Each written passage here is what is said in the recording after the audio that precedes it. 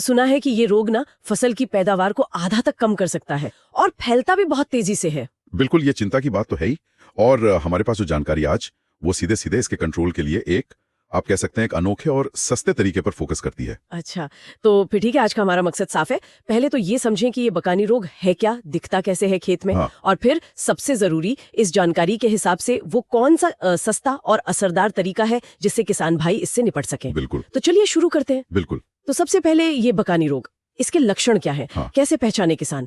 जानकारी बताती है कि पौधे मतलब जरूरत से ज्यादा लंबे हो जाते हैं। हाँ, एकदम झंडे जैसे ऊपर निकल जाते हैं। शायद इसीलिए कुछ लोग इसे झंडा रोग भी बोलते हैं। हाँ, हो सकता है। और सिर्फ लंबाई ही नहीं, कहती हैं कि तने में अजीब सी गांठें भी पड़ जाती हैं। जी, और अलग अलग इलाकों में नाम भी बदल जाते हैं। कहीं कहीं सर्रू भी सुनने में आता है। अच्छा, पर लक्षणों से भी ज्यादा चिंता वाली बात तो इसका असर है। आप कह रहे थे 50% तक। हाँ, 50% तक पैदावार कम हो सकती है। जरा सोचिए, मतलब किसान की आधी मेहनत पर पानी पड़ सकता है। और इसमें होता क्या है कि किसान बेचारा परेशान होकर फिर महंगी महंगी दवाइयां डालता है।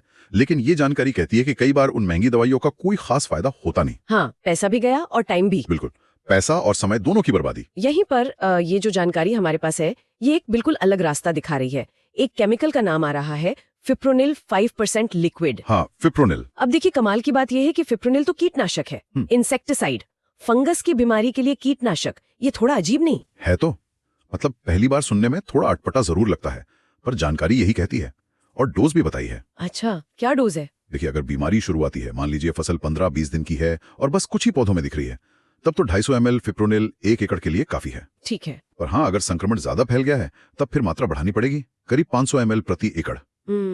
लेकिन सबसे बड़ा सवाल खर्चा, क्योंकि किसान तो महंगी दवाओं से परेशान है। हाँ, वो सबसे जरूरी बात है।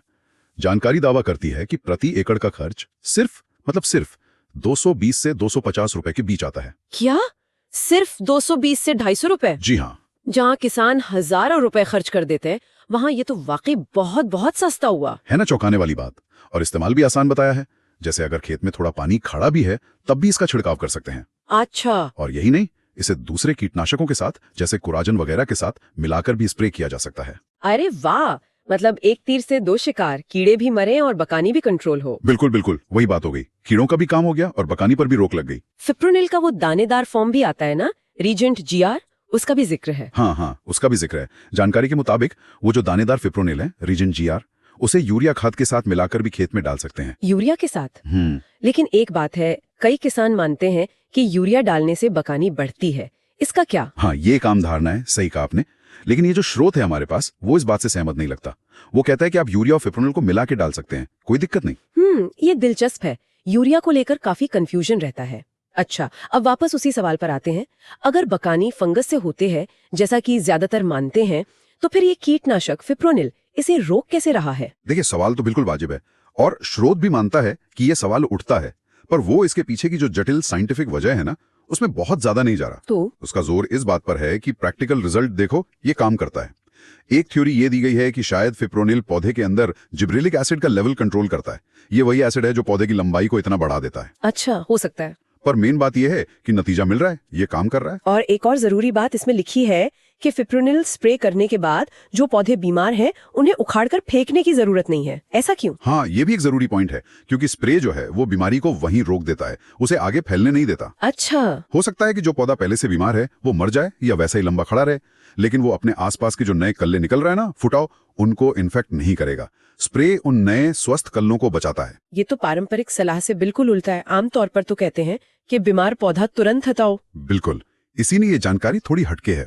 तो अगर हम पूरी बात को समेटें, तो ये जानकारी धान के बकानी रोग के लिए एक बहुत ही अलग नजरिया दे रही है। हाँ। फिप्रोनिल एक सस्ता कीटनाशक, इस्तेमाल में आसान और शायद महंगी फफूंदनाशकों या पौधों को उखाड़ने जैसे तरीकों से बेहतर नतीजे दे सकता है। सही कहा, ये सीधी चुनौती है पारंपरिक महंगे तरीकों को। मेन मैसेज यही है, फिप्रोनिल असरदार है, सस्ता है और बीमारी को फैलने से रोकता है।